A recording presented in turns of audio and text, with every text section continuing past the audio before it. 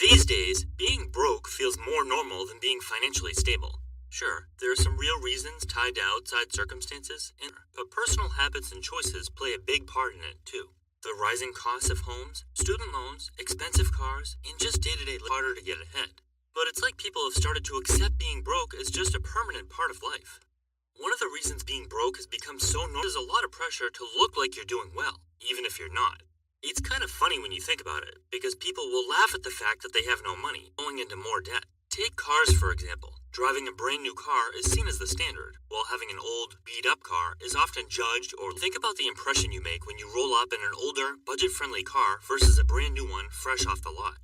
The new car usually gets more respect, probably financed with a sky-high monthly payment, and losing value faster than most people can keep up with. Meanwhile, the older car might be reliant and cheap to own, but it doesn't command respect. People will go into serious debt just to keep up that image, taking on huge monthly payments for a car just so that they don't seem broke. Ironically, the person driving an older car could very well be in a much better financial position. It's backward all the time. Instead of seeing financial responsibility as something to admire, we've flipped it. Now it's about maintaining an image of success, even if it counts. That kind of thinking turns being broke into a lifestyle people silently accept, all for the sake of fitting in.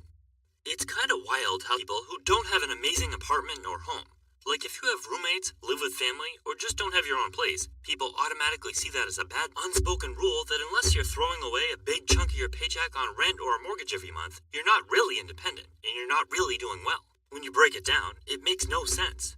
Why is it considered a flex to be paying thousands of dollars just to live alone in a space way bigger than you actually? One bedroom or even a studio can be perfectly reasonable for someone living alone. But nope, that's not how people see it. Unless you're in a high-end apartment, steps, or own a nice house out in the suburbs, people act like you're living in some kind of run-down dump. Also, it looks like we've made it. Meanwhile, people who or split rent with roommates, often to save money, pay off debt, invest, or just not stress about bills every second of the day, get side on life. It's such a backwards way of thinking. For some reason, it's more socially acceptable to throw the majority of your paycheck towards rent and utilities you barely use, just to look good, than it is to make practical, financially sound choices. Sure, having a nice place to relax after a long day, realistically, how does it make sense for one person to live in an entire house alone, especially when they're gone at work most of the day and the bulk of their budget is going towards single expense? It's like we've collectively decided that struggling alone is more respectable than thriving together. Make it make sense. Being broke is kind of treated like a joke. People laugh about it, post memes, and talk about it like it's just a normal part of life. And yeah, humor has a difference between being relatable and brushing off something that's actually a big deal. Always joking about being broke can make us forget how tough it really is to security. Not having money isn't just about skipping out on fancy stuff. It means living with non-stop stress, struggling to meet basic needs, and never.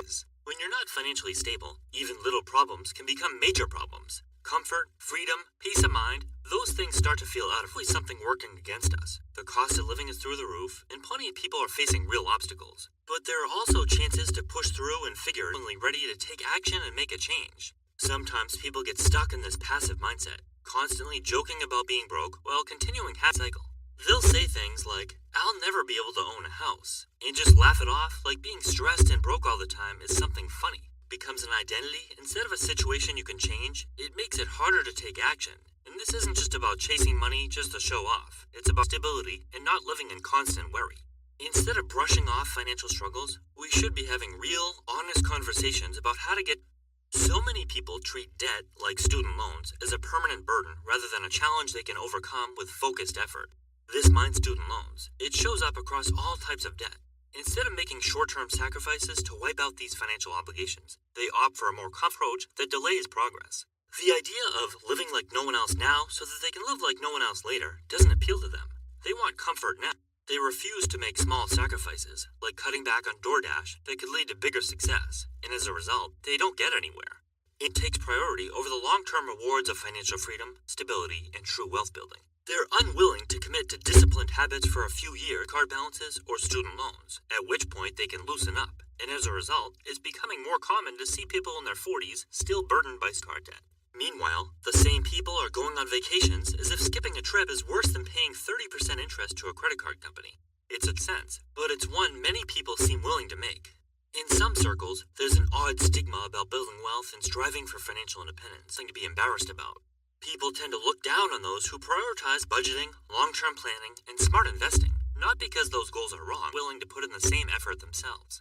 They see being frugal and not spending money freely as something negative. You'll often hear comments like, or, "I'd rather enjoy my life now," which at first might seem like a reasonable way of thinking, until you take a closer look. Their idea of enjoying turns into a never-ending struggle, living paycheck to paycheck with no financial cushion to offer peace of mind or flexibility. It's a cycle of waiting for the weekend to end while suffering through the entire work week just to make it to the next one. It's much easier to write off someone's financial success as greed or luck than to face reality that true financial freedom takes time, discipline, and delayed gratification.